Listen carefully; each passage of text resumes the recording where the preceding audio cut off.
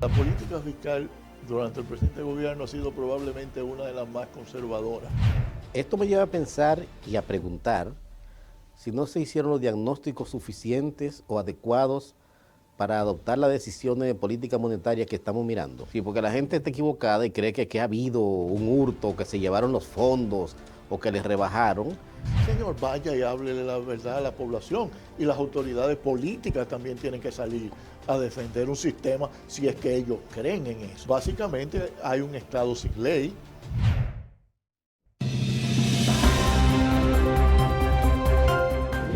Bienvenidos a Don Dinero de Billetera News. Señores, y tenemos esta vez una entrega de alto interés, un diálogo con el reconocido economista Héctor Guiliani Curi, que nos va a ayudar a entender, a comprender lo que está pasando en la economía a nivel global y aquí en la República Dominicana. Bienvenido, Héctor, y gracias por acompañarnos en Don Dinero de Billetera News. Muchas gracias, Víctor, por esta invitación y los segmentos que haremos en el futuro. Sí, por supuesto, esto es un inicio, ¿verdad? ¿No? Sí, esto es solamente el inicio de una serie de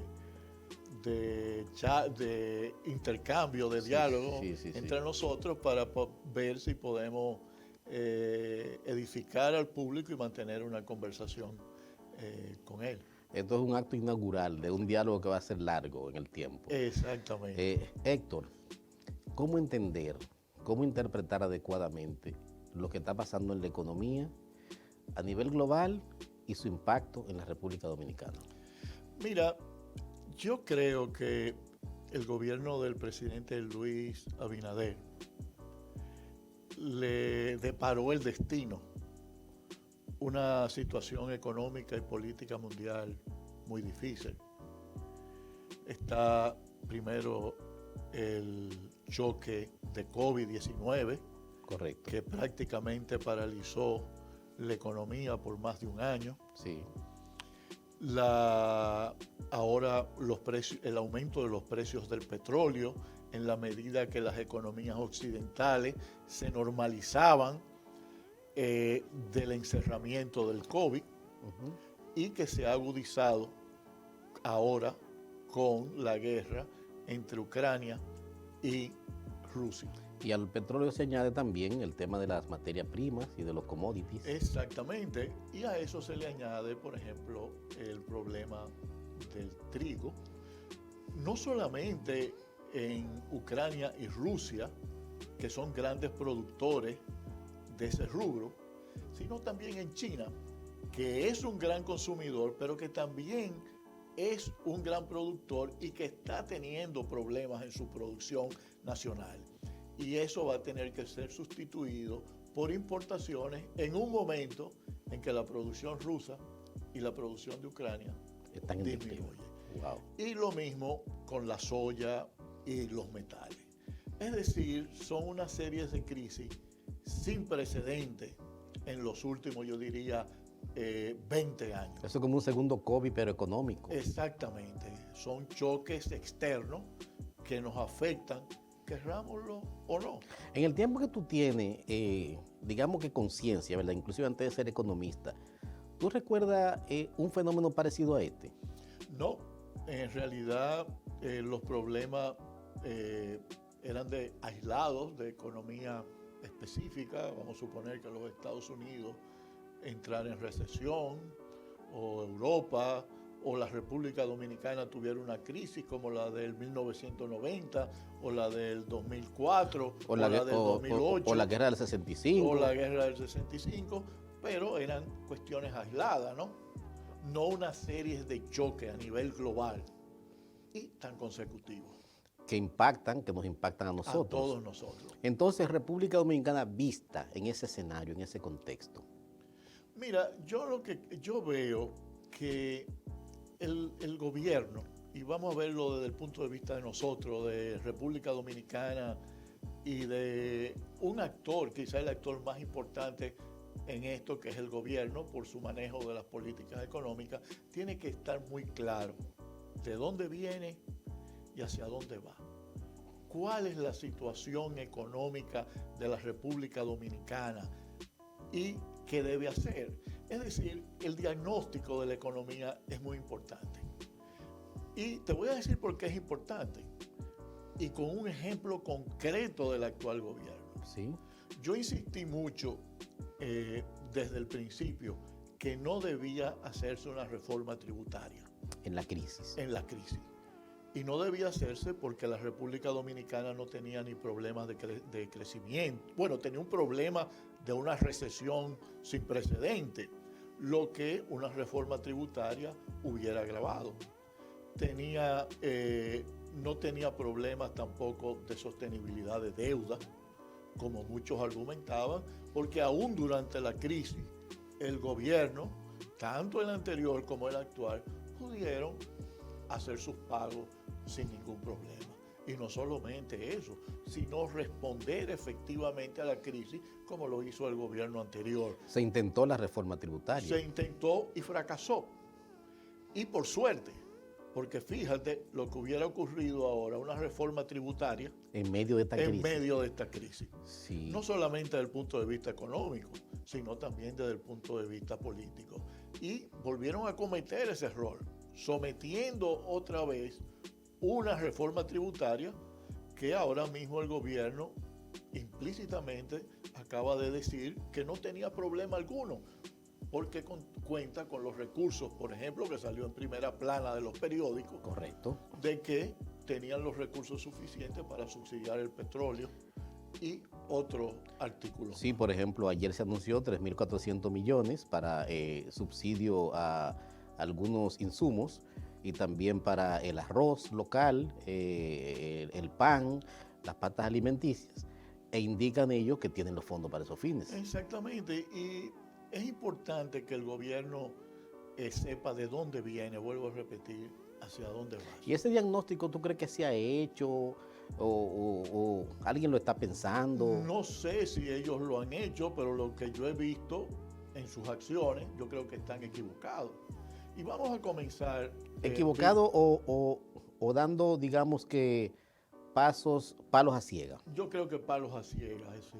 Y también yo creo que los pronósticos de ellos o su análisis también ha estado equivocado. ¿Y qué falta ahí? ¿Hay falta equipo, concatenación? No sabría decirte, Okay. No sabría decirte porque no estoy en el gobierno.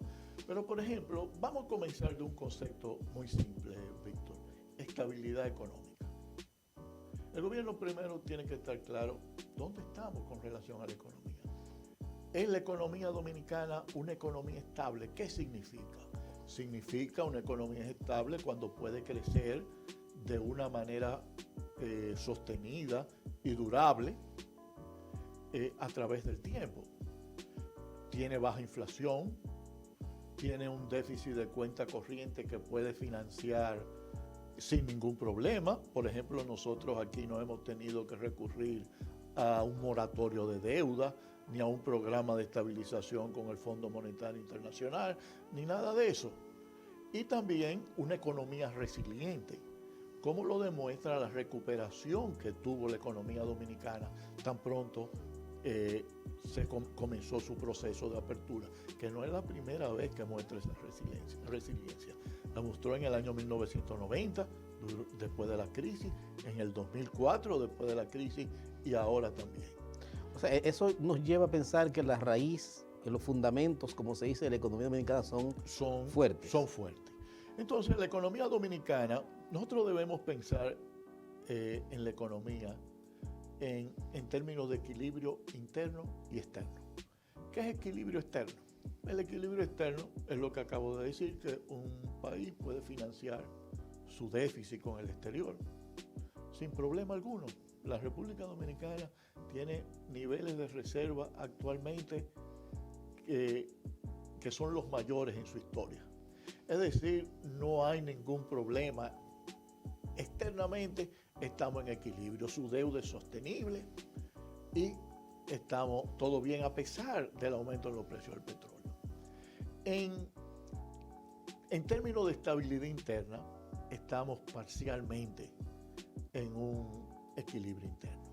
¿Por qué yo digo parcialmente? Porque la economía está creciendo, pero estamos experimentando un proceso inflacionario. Correcto. y eso es un problema. ¿Le puede jugar una mala pasada al crecimiento? Sí, exactamente, si las autoridades reaccionan en sus políticas económicas de manera equivocada, o si, por ejemplo, los precios del petróleo llegan a niveles muy altos, y vamos a explicar en este programa cómo nos afecta. Entonces, yo creo que el gobierno debe dar un paso atrás y decir cuáles son los factores que afectan esta estabilidad económica. Y yo diría que son 3. A ver. Factores externos que nos están afectando ahora, que son aquellos factores que afectan la economía y que no están completamente bajo el control de la economía. Por ejemplo, el aumento de los precios del petróleo. No es controlable. No es controlable, ni lo del trigo, ni lo de la soya. Los fletes. Los fletes, la cadena de suministro. ¿Por qué? Porque hay un hecho, una realidad. China es como el centro de la manufactura mundial. Si China se paraliza, como está ocurriendo ahora, que han cerrado las ciudades de Shenzhen y... confinamiento de nuevo porque ha habido brote de COVID. Exactamente, entonces eso va a agravar otra vez la cadena de suministro, algo que no habíamos... Pero entonces el refrán muy famoso de que cuando Estados Unidos tose, nos da pulmonía, entonces ahora es cuando China tose. Cuando China tose, al mundo le da. Por lo menos en suministro de productos manufacturados. Correcto. Y así sucesivamente. Hay factores también. ¿Cuál es el segundo factor de importancia? Los factores que son intrínsecos a la economía. Por ejemplo, y que no se pueden resolver inmediatamente, sino a través del tiempo, que son como problemas de nuestro estado de desarrollo económico, pero voy a ir a algo específico. La educación, el capital humano. Eso no se puede cambiar de la noche a la mañana. Claro, eso de largo plazo. El sector eléctrico. Y así la seguridad ciudadana. Son procesos que llevan años. La seguridad jurídica, del cual hay mucho aquí en la República Dominicana. Entonces, el tercero son las políticas económicas. ¿Y qué son las políticas económicas? Son aquellos instrumentos que tiene el gobierno para influir sobre lo que pasa en la economía. ¿Y se están usando esos instrumentos? Bueno, vamos a ver cuáles son ellos y vamos a ponerlo en el contexto actual de la República Dominicana. La política fiscal. ¿Qué es la política fiscal? Ya lo acabamos, es cuando el gobierno usa los impuestos o trata de recaudar impuestos y también realizar gastos. Y ya mencionamos que el gobierno trató de hacer una reforma tributaria que no era la indicada. ¿Y por qué no era la indicada? Si nosotros vemos el gráfico de la economía, vamos a ver, vemos en ese gráfico, aquí está en pantalla, una línea y después una curva como sinusoidal. La línea representa la capacidad productiva de la economía a través del tiempo. Ese es el llamado potencial de crecimiento. El potencial de crecimiento, exactamente. Y eso se determina por las inversiones que se hicieron en el pasado, el capital humano que tiene el país. Vemos que esa línea es en forma ascendente. Pero también vemos que esa curva sinusoidal muchas veces está por arriba. Y eso es cuando la producción está por encima de su potencial y puede dar origen a brotes inflacionarios. Mientras que cuando está por debajo, es que la economía está por debajo de su potencial y crea depresión, desempleo. Y el gobierno estaba tratando de hacer una reforma tributaria precisamente en los momentos en que uno estaba por debajo de ese potencial de producción. O sea, que estaba contraindicada. Contraindicada en ese momento. Pero eso debió como verse, inclusive antes hasta de insinuar la reforma. Bueno, es que los partidos políticos vienen con unas creencias desde la oposición Y muchas veces los actores que tú colocas como presidente en la Secretaría de Estado quieren ver validados sus creencias. Y entonces tuviste al mismo presidente diciendo que el país no contaba con recursos para realizar las obras que necesitaba, que el país tenía sostenibilidad de deuda, que nunca ha sido un problema, y así sucesivamente. Entonces, y eso lo podemos ver también en el otro gráfico, que muestra la economía dominicana usando el crecimiento hasta el 2021 y las proyecciones del World Economic Outlook del Fondo Monetario Internacional hasta el 2026. Ok, ahí que vemos. Ahí que vemos que la economía durante COVID cayó en una recesión y luego comenzó a recuperarse y ya está ligeramente por encima de su potencial. Entonces, la economía en términos de crecimiento está bien, pero hay riesgos, ¿no? Claro. Y eso también lo vamos a analizar.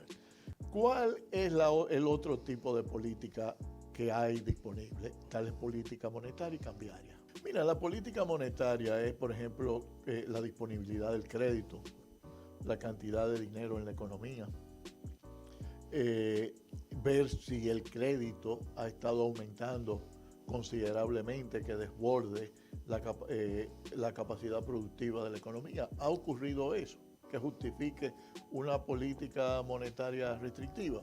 Porque, a decir la verdad, la política fiscal durante el presente gobierno ha sido probablemente una de las más conservadoras y con un bajo déficit.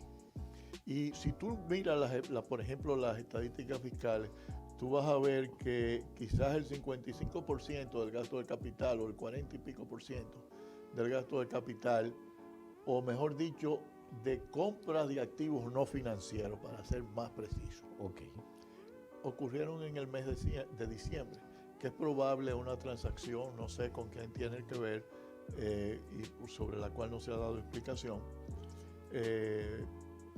que no creo que vaya a tener un impacto alguno sobre la economía. Es decir, el gobierno ha sido muy fiscalmente conservador.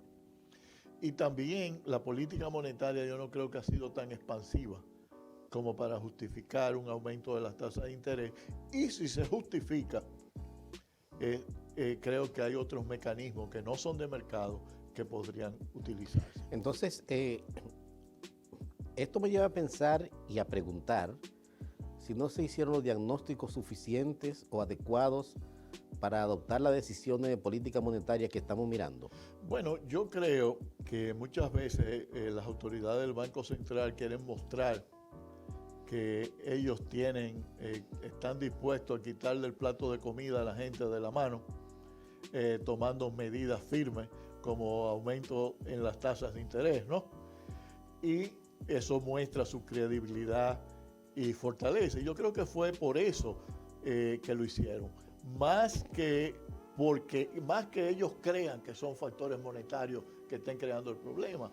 Y tú lo puedes ver en las recomendaciones que hicieron hace un tiempo de dejar apreciar el tipo de cambio o reducir o ajustar la valoración en aduana, de que ellos pensaban en realidad de que el impacto inflacionario venía desde el exterior. Hay un tema derivado de la política monetaria también, que todos lo hemos visto, porque ha sido todo un estado de opinión que tiene que ver con los fondos de pensiones. Sí, sí, exactamente. Eso tú quieres decir con las pérdidas. Exacto, cambiaria. La pérdida cambiaria. Sí, exactamente. Sí, porque la gente está equivocada y cree que ha habido un hurto, que se llevaron los fondos o que les rebajaron. Es un tema cambiario lo que hay. Hay un tema cambiario y yo creo que eso es uno de los grandes problemas también de la política económica aquí, que no se toman el trabajo de explicarle a la población la dimensión total de las políticas. Por ejemplo, para un inversionista sofisticado que invierte en un bono del gobierno y las tasas de interés suben, sabe inmediatamente que el valor de ese bono baja, Claro. si él lo vende en el mercado. Claro, claro. Entonces, tú tienes que explicarle a la población cómo afectan diferentes tipos de políticas. Para mí eso me reveló el nivel de educación financiera que tenemos aquí, que es súper bajo. Súper baja. Inclusive en entes, agentes económicos con formación académica, con maestría y doctorado, no entienden el fenómeno. No lo entienden. Y yo creo también, para serte honesto, que los fondos de pensiones y la directiva de los fondos de pensiones son muy responsables de eso.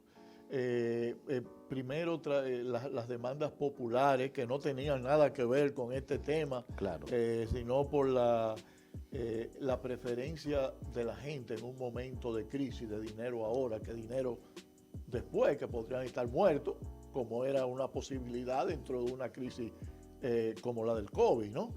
De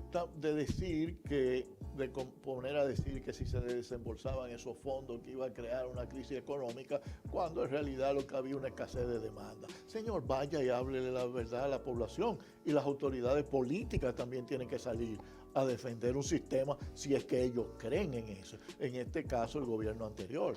Correcto. Y hay una tercera pata de lo que estamos analizando, que son las políticas estructurales. Sí, las políticas estructurales. Mira, yo he hecho mucho énfasis en esto. Y penosamente, yo creo que uno de las grandes deficiencias del gobierno ha sido enfrentar los problemas estructurales, que al mismo tiempo son problemas que afectan el día a día del dominicano, y no solamente el día a día, sino el futuro de las generaciones de niños que están ahora en las escuelas y así sucesivamente. Tomemos el caso de la educación. La educación es un problema fundamental. Tenemos 7 años del 4% sin resultado alguno. Bueno, por lo menos comienzas a hacer algo en ese sentido. Y el gobierno, lógicamente, está enfrentando un sindicato que es muy fuerte, pero el mismo problema tuvo el presidente Balaguer con Citracode, y resolvió ese problema a nivel de la CDE. El gobierno tiene que ser firme en lo que se refiere a la educación.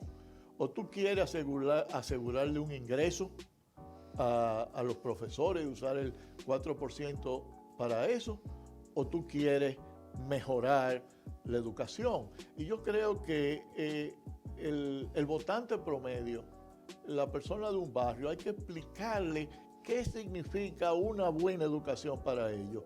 Un estudio que se hizo aquí en la República Dominicana, y creo que se hizo dentro de la fundación de Leonel Fernández. La Fundación Global. La Fundación Global señala, ¿tú sabes cuál es el mecanismo más efectivo para convencer que las personas vayan a las escuelas? Mostrarle que la educación es el único camino, el mejor camino para ellos obtener más ingresos en el futuro. Entonces, no es solamente lograr que los niños vayan a la escuela y darle un desayuno para que ellos puedan rendir y vayan también con ese sentido, sino también tener los profesores.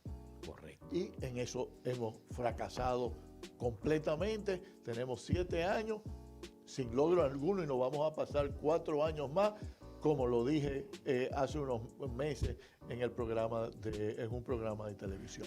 Que por cierto, yo no he visto un diagnóstico o un balance de qué ha pasado en 7 años. ¿Qué logramos en 7 años? No, Volcamos una cantidad inmensa de recursos en 7 años a la educación, ¿y qué fruto tenemos? Sí. Para mí, el 4% de la educación son como, tú te recuerdas los juegos regionales que hacían aquí, que tú construías una infraestructura física, tú hiciste un grupo de ingenieros ricos y después tú dejabas la infraestructura física que se deteriorara, ¿no? Bueno, yo creo que eso mismo es la educación. Tú estás construyendo escuelas y los muchachos, generaciones, se van a perder. Increíble. Y tenemos el problema de la electricidad.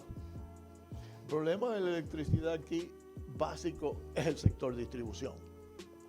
Y no nos engañemos, el problema está básicamente en los sectores, en los circuitos D. Y aquí en el país hay una alta correlación entre los circuitos D y el nivel de ingreso. Entonces ahí tú vas a requerir inversiones en redes de buena calidad que no permitan el fraude, pero también... Y gestionar esos circuitos. Y gestionar esos circuitos, porque fíjate, hay otro problema, que son los circuitos A, donde la mayoría de la gente paga 11 o 12 pesos por el kilovatio, porque son consumidores de más de 700 kilovatios hora, pero ahí las pérdidas son de 14, 15%, 12%, pero por cada punto de pérdida que tú bajes ahí, cada punto porcentual de pérdida que tú bajes ahí, tú estás obteniendo una cantidad de ingresos significativos, pero eso tú tienes que gestionarlo y las sedes no están haciendo eso. Y el presidente le debe pedir cuenta a los administradores de la sede. Así que, y tú puedes ir con el problema de la seguridad jurídica, con las invasiones de tierra, que yo tengo, nosotros tenemos ese problema en Barahona. ¿Entiendes? Básicamente hay un Estado sin ley, los jueces toman como tiempos infinitos para tomar decisiones, y si tú vas a usar la fuerza pública, entonces tú tienes que pagarle. Wow. Porque es así.